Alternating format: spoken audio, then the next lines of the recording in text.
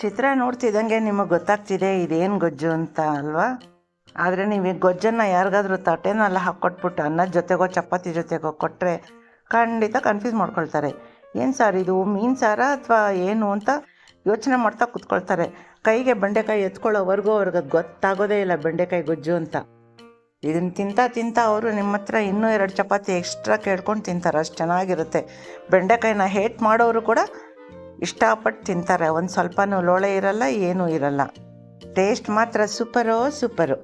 Video ಶುರು ಮಾಡೋಕ್ಕೂ ಮುಂಚೆ ಯಾರೆಲ್ಲ ನನ್ನ ಚಾನಲ್ನ ಸಬ್ಸ್ಕ್ರೈಬ್ ಮಾಡದೆ ನೋಡ್ತಾ ಇದ್ದೀರಾ ದಯವಿಟ್ಟು ಸಬ್ಸ್ಕ್ರೈಬ್ ಮಾಡ್ಕೊಳ್ಳಿ ಅಂತ ಕೇಳ್ಕೊಳ್ತಾ ಇದ್ದೀನಿ.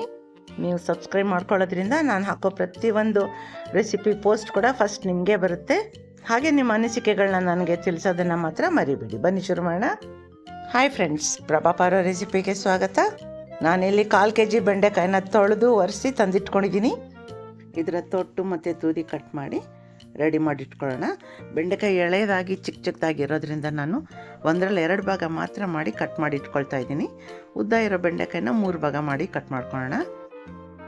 ಈಗ ಸ್ಟವ್ ಮೇಲೆ ಒಂದು ದಪ್ಪ ತಳ ಇರೋವಂಥ ಪಾತ್ರೆ ಇಟ್ಟು ಅದಕ್ಕೊಂದು ಸ್ವಲ್ಪ ಎಣ್ಣೆ ಹಾಕಿ ಬೆಂಡೆಕಾಯಿ ಎಲ್ಲ ಹುರ್ಕೊಳ್ಳೋಣ. ಸ್ಟವ್ ಮೀಡಿಯಮಲ್ಲಿಟ್ಟು ಅದನ್ನು ಹುರ್ಕೊಳ್ತಾ ಇಲ್ಲಿ ಮಸಾಲೆ ರೆಡಿ ಮಾಡ್ಕೊಳ್ಳೋಣ. ನಾನಿಲ್ಲಿ 1 ಈರುಳ್ಳಿ ಮೀಡಿಯಮ್ ಸೈಜ್ ಇರೋದು ತೊಗೊಂಡು ಸಣ್ಣದಾಗಿ ಬಾಕ್ಸ್ ಥರ ಹೆಚ್ಚಿ ಇಟ್ಕೊಳ್ತಾ ಇದ್ದೀನಿ. ಹಾಗೆಯೇ 1 ಇಡೀ ಬೆಳ್ಳುಳ್ಳಿನ ಕಾಳುಗಳಾಗಿ ಬಿಡಿಸಿ ಇಟ್ಕೊಂಡಿದ್ದೀನಿ. ಈಗ ಬೆಂಡೆಕಾಯಿ ಹುರಿದು ರೆಡಿಯಾಗಿದೆ. ಈಗ ನೋಡಿ ಸಿಪ್ಪೆ ಮೇಲೆಲ್ಲ ಕಪ್ಪಗೆ ಬಂದಿದೆ, ನಿಮಗೆ ಝೂಮ್ ಮಾಡಿ ತೋರಿಸ್ತೀನಿ. ಈಗ ಹುರಿದಿಟ್ಟಿದ್ದ ಬೆಂಡೆಕಾಯಿನೆಲ್ಲ ಒಂದು ಬಟ್ಲಿಗೆ ಸಪ್ರೇಟಾಗಿ ತೆಗೆದಿಟ್ಕೊಳ್ತಾ ಇದ್ದೀನಿ. ಈಗ ಒಂದು ಮಿಕ್ಸಿ ಜಾರ್ ತೊಗೊಂಡು ಅದಕ್ಕೆ 3/4 ಭಾಗದಷ್ಟು ಈರುಳ್ಳಿನ ಹಾಕ್ಕೊಳ್ತಾ ಇದ್ದೀನಿ. ಇನ್ನು ಸ್ವಲ್ಪ ಒಗ್ಗರಣೆಗೆ ಎತ್ತಿಟ್ಕೊಳ್ತೀನಿ. ಬೆಳ್ಳುಳ್ಳಿನೇ ಅಷ್ಟೇ 3/4 ಭಾಗದಷ್ಟು ಹಾಕ್ಕೊಂಡು ಒಂದು 5-6 ಕಾಳು ಒಗ್ಗರಣೆಗೆ ಎತ್ತಿಟ್ಕೊಳ್ತಾ ಇದ್ದೀನಿ. 1 ಹಿಡಿಯಷ್ಟು ತೆಂಗಿನಕಾಯಿ ಚೂರನ್ನು ತೊಳೆದು ಮಿಕ್ಸ್ ಮಾಡ್ಕೊಳ್ತಾ ಇದ್ದೀನಿ. ಸಣ್ಣ ಪೀಸ್ ಮಾಡಿ ಮಿಕ್ಸ್ ಮಾಡ್ಕೊಳ್ತಾ ಇದ್ದೀನಿ. ಈಗ ಒಂದು ಚಿಕ್ಕ ಸ್ಪೂನಲ್ಲಿ ಜೀರಿಗೆ 1 ಸ್ಪೂನ್ ಹಾಕ್ಕೊಳ್ತಾ ಇದ್ದೀನಿ.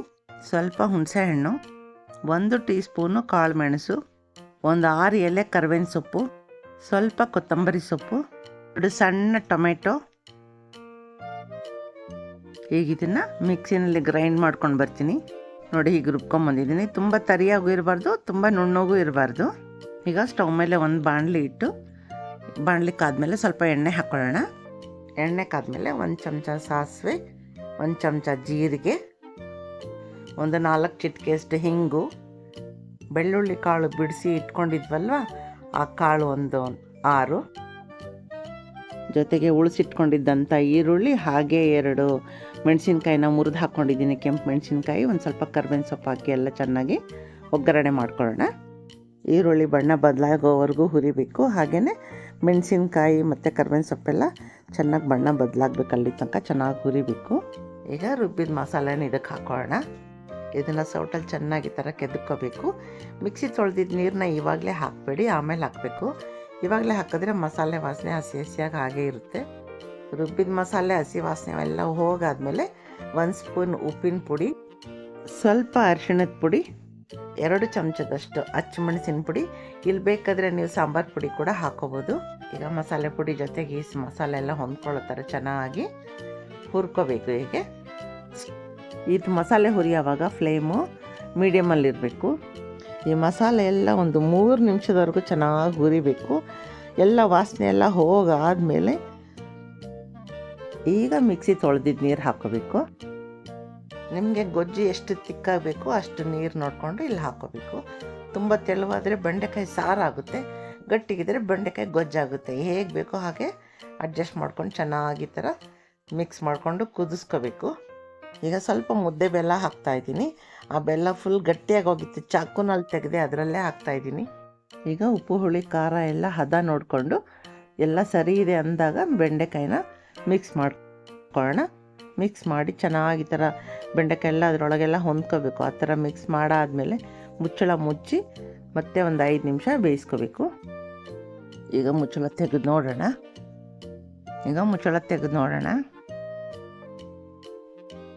ಎಲ್ಲ ಈ ಥರ ತೆಗೆದು ನೋಡಿಕೊಂಡು ಬೆಂಡೆಕಾಯಿ ಬೆಂದಿದೆ ಅಂತ ಗೊತ್ತಾದ್ಮೇಲೆ ಸಪ್ರೇಟ್ ಕಂಟೈನರಲ್ಲಿ ತೆಗೆದಿಟ್ಕೊಳ್ತಾ ಇದ್ದೀನಿ.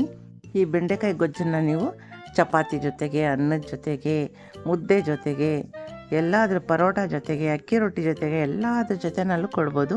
ತುಂಬ ಟೇಸ್ಟ್ ಅಂದರೆ ತುಂಬ ಟೇಸ್ಟಾಗಿರುತ್ತೆ. ಫ್ರೆಂಡ್ಸ್, ನಿಮಗೂ ಈ ರೆಸಿಪಿ ಇಷ್ಟ ಆಗಿದೆ ಅಂದ್ಕೊಳ್ತೀನಿ. ನೀವು ಮನೇಲಿ ಟ್ರೈ ಮಾಡಿ. ಹೇಗೆ ಬಂತು ಅಂತ ತಿಳಿಸೋದನ್ನು ಮಾತ್ರ ಮರಿಬೇಡಿ. ಇದೇ ರೀತಿ ಈಸಿ ರೆಸಿಪೀಸ್ಗೆ ನನ್ನ ಚಾನಲ್ನ ಫಾಲೋ ಮಾಡೋದನ್ನೇ ಮರಿಬೇಡಿ. Thank you friends. Thank you for watching.